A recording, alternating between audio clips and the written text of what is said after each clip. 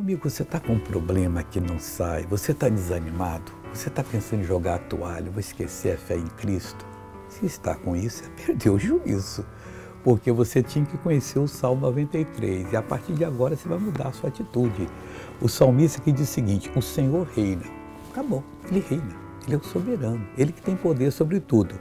Está vestido de majestade, não está de fraqueza não. A veste dele é de majestade. O Senhor se revestiu e cingiu de fortaleza. Acabou, meu irmão. Ele tem poder para destruir todo o mal que está na sua vida. O mundo também está firmado e não pode vacilar. Então, o que você está pensando agora? Deus te deu uma vida, tem um número de dias que você vai cumprir. Mas, missionário, eu estou indo embora. Então, ore e diga: eu não quero isso não, Deus, vou mandar isso embora agora. Invoca o poder de Deus, manda em nome de Jesus o mal sair.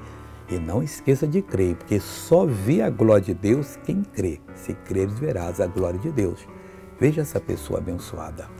Eu caí em cima do braço e eu não podia levantar. Há quanto tempo? Faz uns 3 meses. Até onde podia levantar? Até aqui? E agora? Agora, olha, levanto, olha. Levante os dois.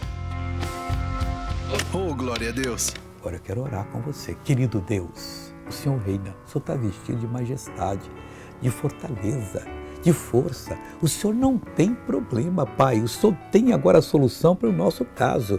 O mundo que o Senhor fez está firmado, o homem está firmado. Todas as coisas vão ser cumpridas e não poderão vacilar. Pois, Pai, agora eu abençoo essa pessoa, eu repreendo todo o mal da sua vida. Manda comigo agora esse mal embora, hein? Qualquer coisa, volte para assistir de novo.